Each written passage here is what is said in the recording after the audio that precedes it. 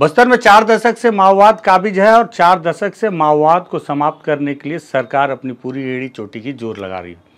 इस दौरान कई दफ़े मुठभेड़ें होती हैं और कई दफ़े उन मुठभेड़ों पर आरोप लगते हैं।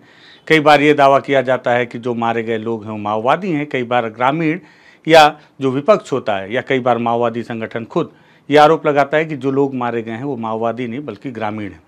इस दौरान पुलिस अपने दावे को सच करने के लिए वो तमाम प्रयास करती है कि जिस तरह से भी उस मुठभेड़ को सच साबित करके दिखाया जाए, अगर जांच हो तो भी। ऐसे में राजनीतिक दल अपना अलग बयान देता है और माओवादी संगठन अपना अलग बयान देता है, लेकिन पीड़ित पक्ष अपना अलग बयान देता है। इस दौरान कई दफ़े हमने जब इस पर ग्राउंड रिपोर्ट किया, कई दफ़े इस मामले को हमने करीब से जाकर देखा, तो कई बार हमारे जहन में भी कई सवाल आए। सवाल यह आया, क्या वाकई में मुठभेड़ कहीं फर्जी तो नहीं थी? अगर मुठभेड़ असली थी तो क्या इन्हीं हथियारों से लड़ाई लड़ी गई? कई दफ़े मैंने आपको ये तस्वीरों में इस बात का जिक्र किया है या इन वीडियो को लेकर ये सवाल उठाया है कि पुलिस ने बताया तो कि बहुत बड़ी मुठभेड़ हुई, बड़े बड़े माओवादी लीडर थे, कई घंटों तक मुठभेड़ जवानों के साथ हुई, AK-47 जैसे ऑटोमेटिक वेपन से लेस जवानों के साथ मुठभेड़ हुई। लेकिन जब माओवादी मारे गए, उनकी डेड बॉडी, उनके शव रिकवर किए गए और घटनास्थल से जो सामान बरामद किया गया उसमें बड़ी संख्या में जो राइफल और बंदूकें बरामद की जाती रहीं, वो बंदूकें होती थीं भरमार बंदूकें।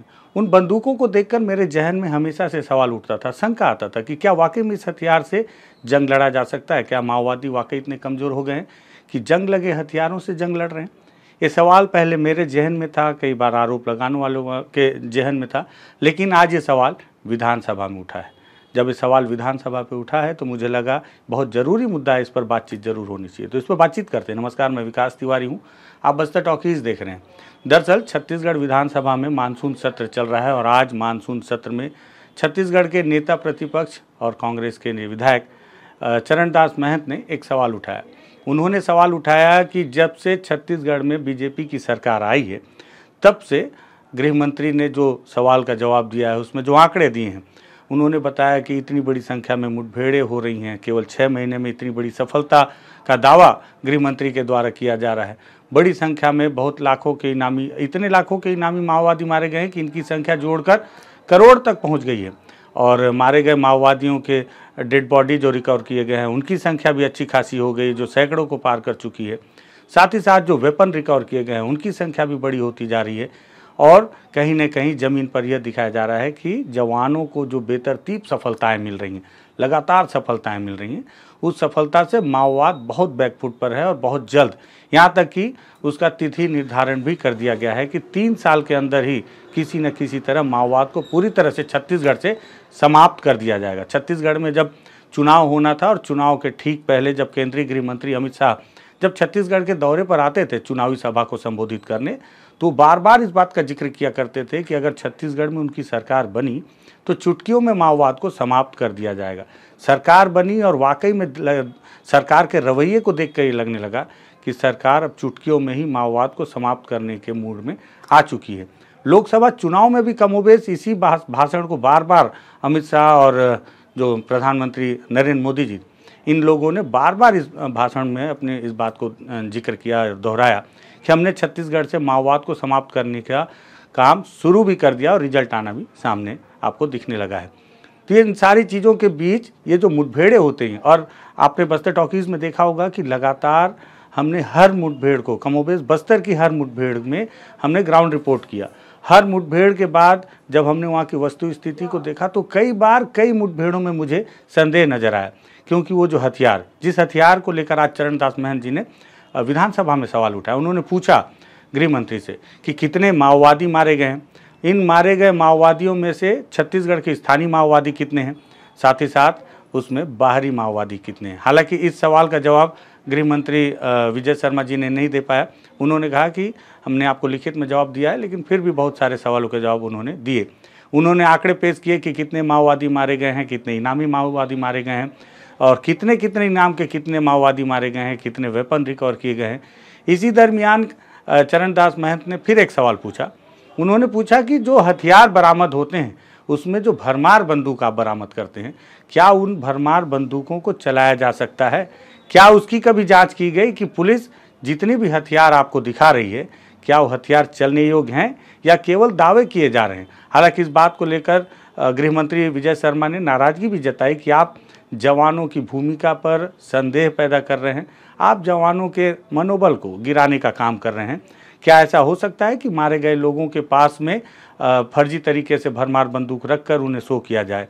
गृह मंत्री ने इसे खारिज किया, लेकिन वहीं चरणदास महंत ने भी इस बात का जिक्र किया कि अगर आप इतने अपने बात को लेकर सशक्त हैं, अगर आप इतने कॉन्फिडेंट हैं, तो क्यों नहीं आप यहीं पे आदेश दे देते हैं कि जितने भी भरमार बंदूक बरामद किए गए हैं उन्हें चलता है या नहीं चलता, उसकी कंडीशन क्या है, इसकी जांच के आदेश दे दिए जाएं।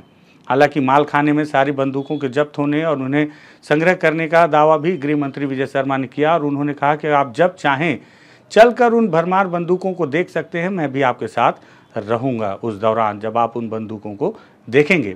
सवाल जवाब तीखी नोकझोंक के बीच बदली। इसी दौरान बीजापुर के जो विधायक हैं विक्रम मंडावी, उन्होंने भी पूरक सवाल के तौर पर अपनी बात रखी और उन्होंने कहा पीडिया में भी इसी तरह से, पीडिया क्योंकि उनके विधानसभा का क्षेत्र है, उन्होंने कहा पीडिया में भी इसी तरह से मुठभेड़ हुई थी जिसमें 11 माओवादियों को मारने का दावा सरकार ने किया था और जब कांग्रेस की जांच टीम वहां मौके पर पहुंची तो पता चला उसमें से 10 तो केवल ग्रामीण थे, एक माओवादी था, वो भी कहाँ मारा गया इसकी कोई खबर ग्रामीणों को नहीं थी। लेकिन जिन 11 लोगों को मारा गया वो सारे ग्रामीण थे, तेंदुपत्ता तोड़ने का काम करने के लिए आए हुए थे और सभी के साथ हथियार भी शो किया गया पुलिस के दौरान। और इस दरमियान उन हथियारों में अगर आप उस रिपोर्ट को जाकर देखेंगे पीडिया मुठभेड़ की, जब मारे गए माओवादियों के, कथित माओवादियों के शव को पुलिस ने शो किया था, तो उस दौरान उन बंदूकों को दिखाकर मैंने बताया था कि वही भरमार बंदूक हैं जिन बंदूकों के माध्यम से माओवादी और जवानों के बीच बड़ी मुठभेड़ का दावा सरकार ने और पुलिस के अधिकारियों ने किया है। उस दौरान भी भरमार बंदूकों पर मेरी शंका थी और उसके बाद दंतेवाड़ा में रेकावा की मुठभेड़ जिसमें 8 माओवादी मारे गए थे, इसके अलावा और भी कुछ मुठभेड़ें हुई। जब भी भरमार बंदूकें बरामद की गई तब भरमार बंदूकों को मैंने सवाल उठाया था संदेश को लेकर कि क्या इन बंदूकों से युद्ध लड़ा जा सकता है। चरणदास महंत ने भी इस सवाल को उठाया, फिर विक्रम मंडावी ने पीडिया के मामले को उठाया। हालांकि पीडिया के जब मामले को उठाया गया तो विजय शर्मा ने उस पर जवाब देते हुए कहा कि सरकार ने इस पर अपना पक्ष रखा है और साथ ही साथ जिन 10 लोगों को आप ग्रामीण बता रहे हैं, जब छत्तीसगढ़ में कांग्रेस की सरकार थी उसी दरमियान इन मारे गए 10 लोग जिन्हें आप ग्रामीण बता रहे हैं उनके खिलाफ आपके सरकार के दरमियान ही अलग अलग मामले दर्ज किए गए हैं अलग अलग थानों में, जिससे साबित होता है कि जो लोग मारे गए हैं वो माओवादी हैं और ये बेवजह का आरोप है। इसी दरमियान जब कवासी लखमा जो कि पूर्व मंत्री रह चुके हैं और फिलहाल कोंटा के विधायक हैं, उन्होंने भी इस सवाल को जब उठाने की कोशिश की तब गहमा-गहमी तेज हो गई और इसी बीच जो प्रश्नकाल का समय था उसे बंद कर दिया गया। ये तो रही आज विधानसभा की बातचीत, लेकिन महत्वपूर्ण बातचीत ये थी कि जो बस्तर में माओवादियों के खिलाफ जो आंदोलन जो ऑपरेशन चल रहे हैं, जो लगातार सरकार का रुख है, इस दरमियान जो सफलताएं मिल रही हैं और साथ ही साथ जो मौके से जो सामान बरामद किए जा रहे हैं, इसमें जो सबसे संदेहास्पद सामान है वो है भरमार बंदूक, जिसको लेकर मेरे मन में हमेशा शंका रही और आज बहुत अच्छी बात है कि विधानसभा में भी इस सवाल को उठाया गया। अब आपको लगेगा कि भरमार बंदूकों पर मैं सवाल उठा रहा हूँ, लेकिन जब आप भी उस भरमार बंदूकों को काफ़ी करीब से देखेंगे तो आपके जहन में भी सवाल आएगा, वो जंग लगी बंदूकें चलने योग्य नहीं होती तो 47 से लेस जवानों से माओवादी उस बंदूक से लड़ते कैसे होंगे, तो मुठभेड़ होती कैसे होगी, वो मुठभेड़ जो घंटों चलती है। कहीं ऐसा तो नहीं कि मुठभेड़ कहीं और चल रही है और ये बंदूकें कहीं और से आ रही हैं।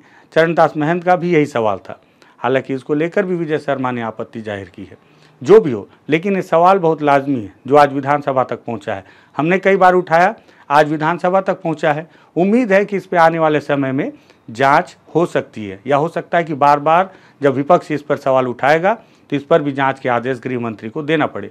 एक बात और आपको बताता चलूं कि जब छत्तीसगढ़ में कांग्रेस की सरकार थी तब नारायणपुर के जो विधायक थे चंदन कश्यप, एक बार उन्होंने भी प्रेस कॉन्फ्रेंस आयोजित करके इस बात को रखा था कि नारायणपुर विधानसभा में जितने भी लोगों को नक्सल बोलकर गिरफ्तार किया जा रहा है उनको लेकर उन्होंने एक सूची मांगी है नारायणपुर एसपी से कि अगर आपके पास ये जानकारी पहले से है कि कौन ग्रामीण माओवादी संगठन से जुड़ा है तो आप उसकी जानकारी हमें दे दें, ताकि अगली बार जब आप किसी को गिरफ्तार करें तो हम उसे सूची से उसका मिलान कर लें और हम आपकी गिरफ्तारी का विरोध ना करें।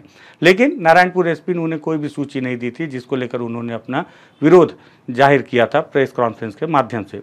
मुझे लगता है इसी माध्यम को और आगे बढ़ाना चाहिए विपक्ष को कि वाकई में अगर पुलिस के पास ये सारे साक्ष्य हैं, सारे रिपोर्ट हैं और सारे सूची हैं, तो उन्हें वो सूची सार्वजनिक कर देनी चाहिए कि छत्तीसगढ़ में, बस्तर में, दंडकारण्य में, अलग अलग जिलों में, उन इलाकों में, जंगलों के अंदर जो लोग रहते हैं उनके बीच में ऐसे कितने लोग हैं जिनका नाम, जिस तरह से विजय शर्मा जी ने कहा कि 2021 में जब कांग्रेस की सरकार थी उस दौरान पीड़िया के उन ग्रामीणों के नाम अलग अलग मामलों में दर्ज किए गए थे।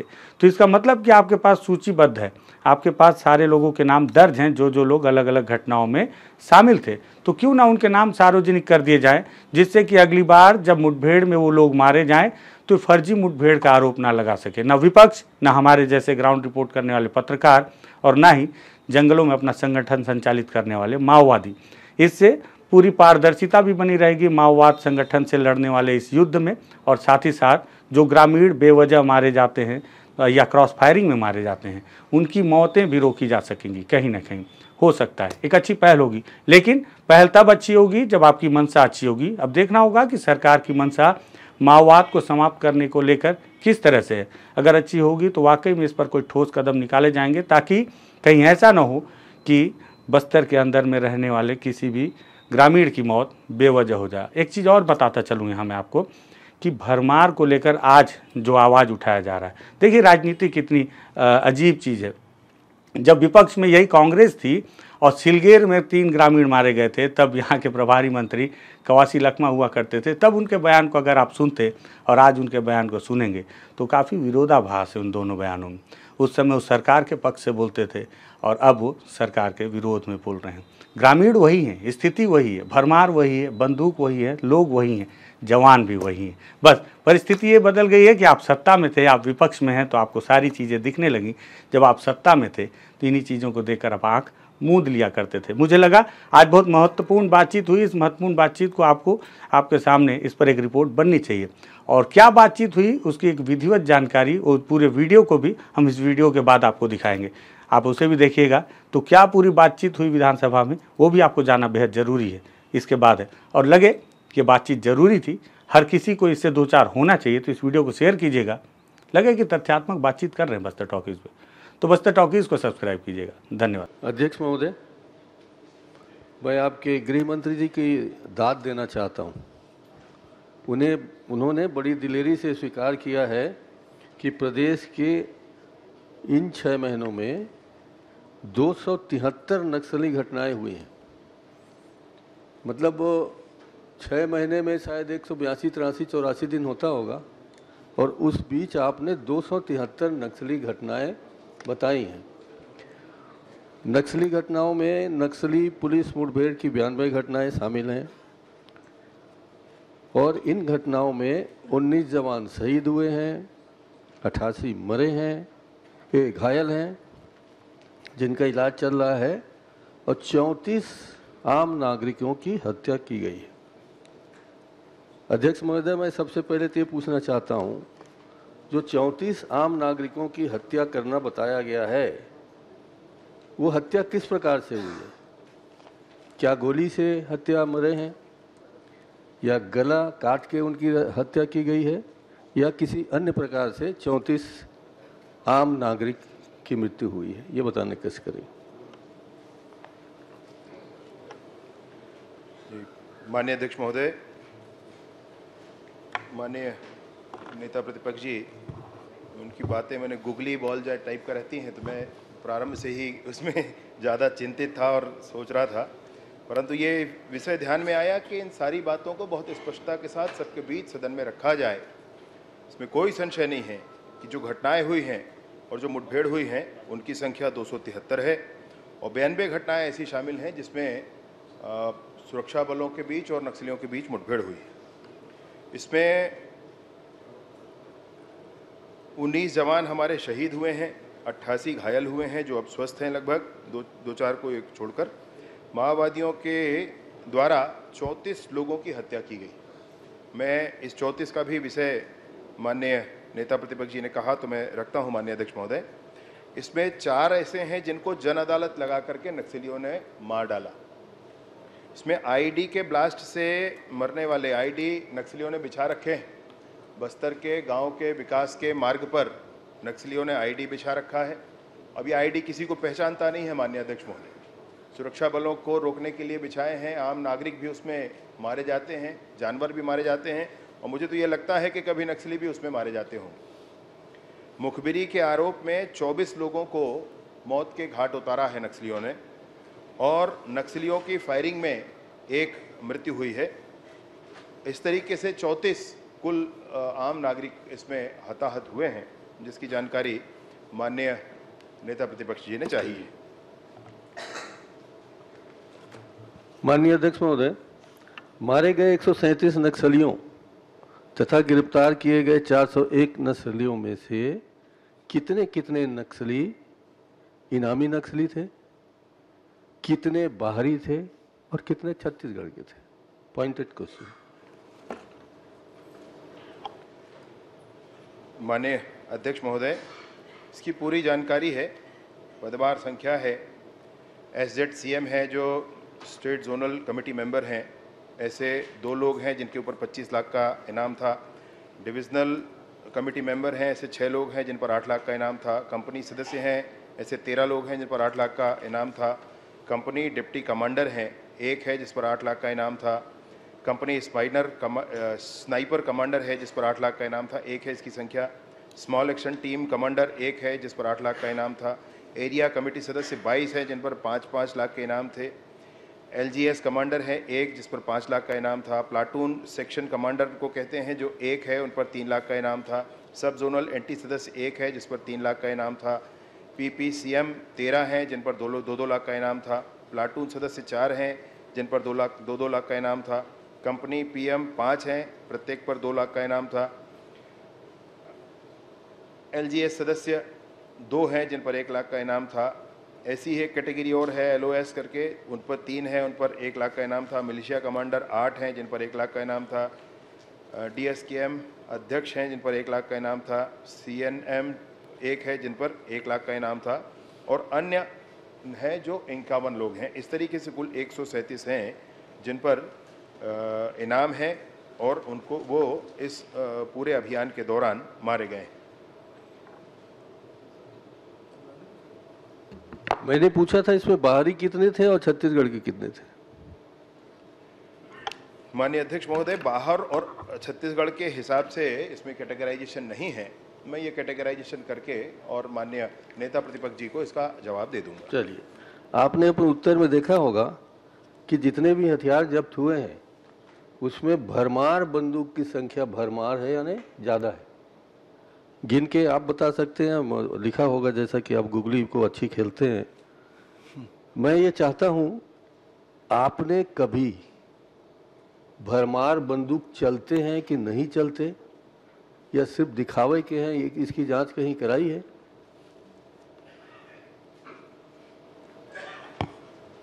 मैं इस माननीय अध्यक्ष महोदय, इस शंका का अर्थ मैं नहीं समझ पा रहा हूँ। इस मुठभेड़ में जो चीज़ें जब्त हुई हैं माल खाने में है। चलिए, आपकी शंका का समाधान मैं कर देता हूँ। आप स्वयं भी जाकर देख सकते हैं, जब आपकी इच्छा हो। मैं भी आपके साथ चलूंगा। इसमें संशय किस बात की? नहीं, संशय इस बात की है कि हर नक्सली के सामने, चाहे वो नक्सली हो चाहे गांव वाला मरता हो, भरमार बंदूक उससे जब्त होता है। अब तक कितने भरमार बंदूक जब्त हुए? क्या उसी भरमार बंदूक को ले जाके नक्सली को जब्त करते हैं? क्या वो भरमार बंदूक चलने लायक है? भरमार बंदूक 1947 के पहले कितने चलते थे, अभी कितने चलते हैं? क्या आपने आज की तारीख में एक भी भरमार बंदूक से फायरिंग करते हुए देखा है? मेरी शंका यह है कि नक्सली बताने के लिए पुलिस, आप नहीं, पुलिस वाले भरमार बंदूक को लेके जाते हैं, उसके बॉडी के साथ भरमार बंदूक रख देते हैं, भरमार बंदूक जब्त हो जाता है, वो नक्सली हो जाता है। इसी तरीके से बहुत सारे आम लोगों को आपने नक्सली बनाया है। अगर इसकी जानकारी है तो है कहिए, नहीं है तो एक बार चेक कराइए, क्या भरमार बंदूक चलने लायक है?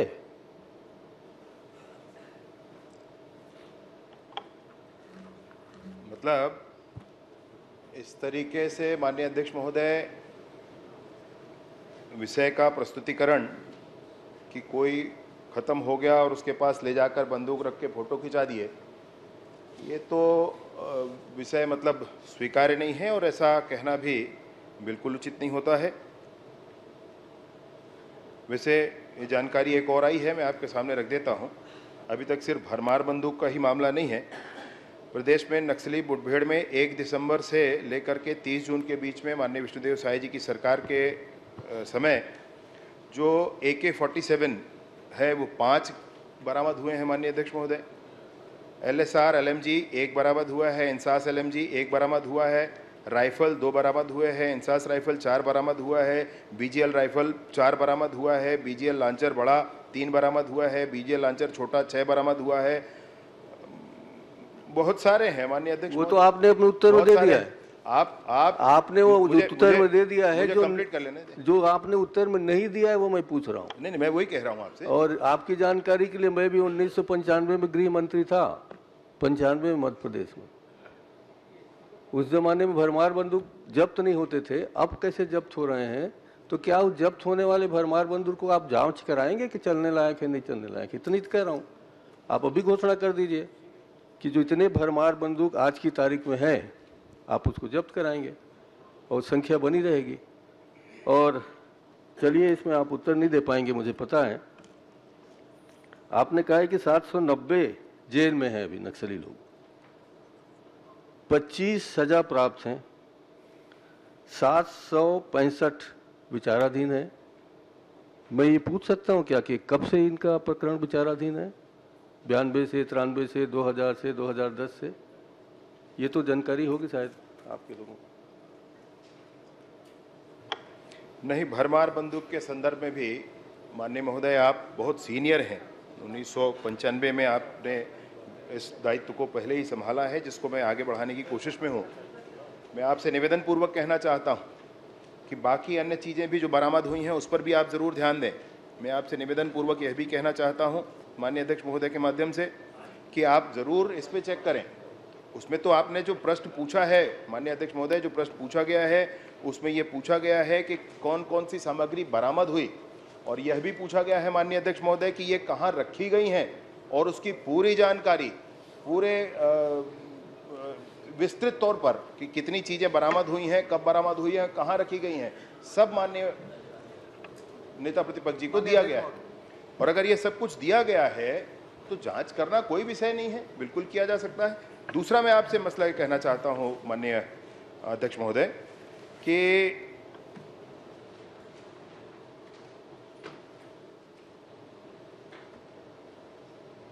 जितनी भी घटनाएं हुई जिसमें लोग मारे गए उनके खिलाफ कोई FIR है, उनके खिलाफ कोई प्रकरण है? ऐसा कोई नहीं है। जो नक्सली हमने डिक्लेयर किया है, विभाग ने डिक्लेयर किया है, और वो नक्सली ना हो, ऐसी बात नहीं है। इसलिए भरमार बंदूक का मिलना नहीं मिलना इस शंका का विषय नहीं हो सकता है। जो काम, जो चीज़ें मिली हैं उनका उल्लेख है, और कहाँ रखा है, इस बात की पूरी जानकारी इसमें दी गई। माननीय अध्यक्ष महोदय, जस्ट मिनट प्लीज। मैंने पूछा है 790 जेल में है, 25 को सजा प्राप्त हो गई है, 765 नक्सलियों पर विचाराधीन लिखा है आपने, तो इसकी भी जानकारी होगी इनके पास, मंगा लीजिए कब से विचाराधीन है। जी माननीय अध्यक्ष महोदय, 790 कुल जेल में है, जिसमें 25 सजा प्राप्त हैं और 765 ये विचाराधीन है। अभी ये 30 जून 2024 की स्थिति में है, परंतु अब ये 765 इसी समय के हैं, पहले के हैं, कब से हैं, इंडिविजुअल की जानकारी आप कहेंगे मैं आपको उपलब्ध करा दूंगा। माननीय अध्यक्ष महोदय, मैं इसी में पूरा प्रश्न पूछना चाहता हूं माननीय गृह मंत्री जी से कि जो माननीय हमारे नेता प्रतिपक्ष जी ने भरमार बंदूक के बारे में बात किया, बीजापुर जिले में मुठभेड़ होती है पीड़िया गांव में, उस पीड़िया गांव में, और जहां पर बताया जाता है कि 600 जवान वहां पर लगभग एक बड़े ऑपरेशन करते हैं और 11 नक्सलियों को मारा जाता है, और उसमें 10 भरमार मिलता है। 600 में 11 वहाँ के जो नक्सली मारे जाते हैं, 600 जवान ऑपरेशन में निकलते हैं और 11 वहाँ नक्सली मारते हैं, उसमें 10 भरमार मिलता है। क्या 10 भरमार से 600 जवान जिनके पास ऑटोमेटिक राइफल है, बहुत सारे आज के नए उसमें, क्या 10 भरमार से 600 जवानों का मुकाबला हो सकता है? नहीं हो सकता। उसके बाद लगातार उस घटना को लेकर ग्रामीणों ने विरोध किया और हमारे प्रदेश से हम लोगों ने जांच दल बनाया और वहां पर मोटे मुआयने पे गए। ग्रामीणों ने हमें बताया कि वो 10 लोग वहां पर ग्रामीण थे, जिसमें से 11 जिसको मारना बताया गया, 10 ग्रामीण बताया उन्होंने मैं खुद वहां पर गया हुआ था, ग्रामीणों से मैंने मिला। उनके छोटे छोटे जो बच्चे थे, जो वहां पर जिन्हें नक्सली मारने बताया गया, उनके छोटे छोटे 2-2 माह के 3-3 माह के बच्चे, उनके साथ औरत वहां के उनके जो पत्नी आए थे। तो ये घटना है। दूसरी जो एक नड़पल्ली गांव है, जहां पर जिस पर 110 घर है, वहां उस गांव में 110 घर रहता है, उसमें से 95 व्यक्तियों को पकड़ कर लाया गया। सिर्फ वहां पर 10 पुरुष ही बचे हुए थे, बाकी सब महिलाएं थे और सब लोग पकड़ा जा। इस तरीके से वहां पर किया जा रहा है। जो आप भरमार बंदूक की बात कर रहे हैं, तो उसमें मैं भी ये कहना चाहता हूं, लगातार वहां भरमार जो हो रहा है, उस तरीके से लोग वहां पर मतलब जो फर्जी मूवमेंट में रखने का काम हो रहा है, ये आपसे मैं कहना चाहता हूं। माननीय अध्यक्ष महोदय, ये मसला पहले भी आया था और कांग्रेस के माननीय प्रदेश अध्यक्ष जी ने ये विषय उठाया था। उस समय भी पूरी बात बताई गई थी, पूरी जानकारी दी गई थी। अभी भी मैं आपसे निवेदन पूर्वक कहना चाहता हूं कि इतने 600 गए, 10 को पकड़े। अरे भैया, 60,000 70,000 हैं, आज तक नक्सलिज्म खत्म नहीं हुआ है। आपने भी सरकार चलाई है, तब क्या नक्सलिज्म खत्म हो गया? मैं आप खत्म करिए, आप दावा कर रहे हैं खत्म करने का। हम तो नहीं बोल रहे, आप सरकार में दावा कर रहे हैं। तो 6 महीने में कैसे 273 घटनाएं हो गई? चलिए ठीक। माननीय अध्यक्ष महोदय,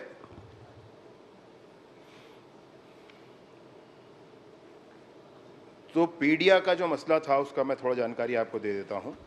उस समय भी ये बात हुई थी और उस समय ये जानकारी दी गई थी। इसमें कुछ नाम हैं, नक्सली नाम।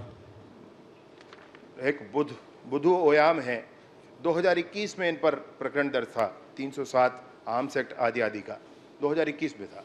अब 2021 में तो भाजपा की सरकार नहीं थी भाई, तो आपकी सरकार थी। कल्लू उर्फ छोटू ऐसा एक नाम है, जिन पर 2022 में और 2024 में अलग अलग प्रकरण दर्ज हुए। अपहरण तथा अन्य 2022 में और 2024 में यूएपी और 307 के प्रकरण दर्ज हुए। ऐसे ही लक्की कुंजाम हैं, जिन पर 2022 में 302 का प्रकरण और 2023 में 307 का प्रकरण, ये सब दर्ज हुआ है। ये पूरी जानकारी है भाई, और ये पूरी जानकारी को पूरे सबके बीच में रखा गया है। उसके बावजूद भी जब कंप्लेंट किया आप लोगों ने, आपने कहा कि नहीं हुआ, तो एक मजिस्ट्रियल जांच की भी बात कही गई है, उसमें वो है, वो भी आ जाएगा, उसमें कोई संशय नहीं। मैं आपसे निवेदन पूर्वक ये बात कहना चाहता हूं कि इसमें आप इस तरीके से मैंने आरोप लगा करके कम से कम सुरक्षा बलों के मनोबल को मत तोड़िए। इस तरीके से आरोप लगा करके आप इस तरीके। अध्यक्ष महोदय, मैंने बिल्कुल आरोप नहीं लगाया। मैंने उन्हें दाद दी है कि अच्छा काम कर रहे हैं। और मैं इसी संदर्भ में कहना चाहता हूं कि माननीय गृह मंत्री जी, आपने स्वयं कहा है कि हम नक्सलियों से बात करेंगे, बात करने के तैयार हैं। आपने कहा है ना कि गलत छपा है। नक्सलियों से बातचीत करके मामला निसंदेह माननीय अध्यक्ष जी, माननीय नेता प्रतिपक्ष जी का जो कहना है, बिल्कुल सरकार माननीय विष्णुदेव साय जी के निर्देशानुसार, माननीय विष्णुदेव साय जी और पूरी सरकार निसंदेह उनसे बात करने के लिए तैयार है। ठीक। खाली कुर्सी पर बैठे हुए विष्णुदेव साहब को नमन करते हुए आपसे निवेदन करना चाहता हूं, आज तक 6 महीने कहिए, अब 7 महीने होने वाले हैं, आप लोगों ने नक्सलियों से बात करने के लिए कौन सी कोशिश की है? आप सीधे नक्सलियों से बात नहीं कर सकते। अब इस विषय में चर्चा यहाँ सर बात तो करनी पड़ेगी ना, एक मीडिएटर ढूंढना पड़ता है। तो ये हवा छोड़ देना कि हम बात करेंगे और बात करेंगे बहस का विषय नहीं है। आप ज्यादा समझते हैं, गृह मंत्री रहे, इसलिए तो बोलो कुछ तो किया होगा। इतना सेंसिटिव इशू है, माननीय अध्यक्ष, कुछ तो किया होगा, चर्चा करेंगे। ठीक है, कुछ तो किया होगा इनने। नेता सीनियर गृह मंत्री है, मंत्री जी को बता दें। माननीय अध्यक्ष महोदय, माननीय नेता प्रतिपक्ष जी, माननीय अध्यक्ष महोदय, माननीय नेता माननीय प्रतिपक्ष अध्यक्ष जी, माननीय अध्यक्ष महोदय, पुड़िया में 10 लोगों को मार के बर्मा जब्ती किए, वह अभी भी हड़ताल चल रहा है। कभी सरकार के या तुम्हारे प्रशासन का आदमी उस गांव में जाके पूछे, ये पहला सवाल। दूसरा, अध्यक्ष जी, मंत्री जी, वो जो पुड़िया में कितना निर्दोष लोगों को गोली लगाए, वो गांव वाले को कितना लोगों को गोली लगा, वह तेंदुपत्ता तोड़ने वाले लोग वह जमा हो रहे थे, उसको चारों तरफ से घेर के मार के, और 3-4 आदमी वह घायल हुए थे, जो ये लोग जांच समिति वाले आदिवासी समाज, ऐसे नहीं कहा जा सकता है। आदिवासी समाज ऐसे के लोग बिल्कुल नहीं कहा जाकर, जा सकता है, ये बिल्कुल आदिवासी गलत बात समाज है। के लोग जाकर आपके इस बात का हॉस्पिटल मैं में कोई लाए। जवाब नहीं देना चाहता, ये आज गैर माननीय जिम्मेदाराना अध्यक्ष तत्व है आपका। माननीय अध्यक्ष महोदय, सैनिकों को बचाने का काम किया जा रहा है।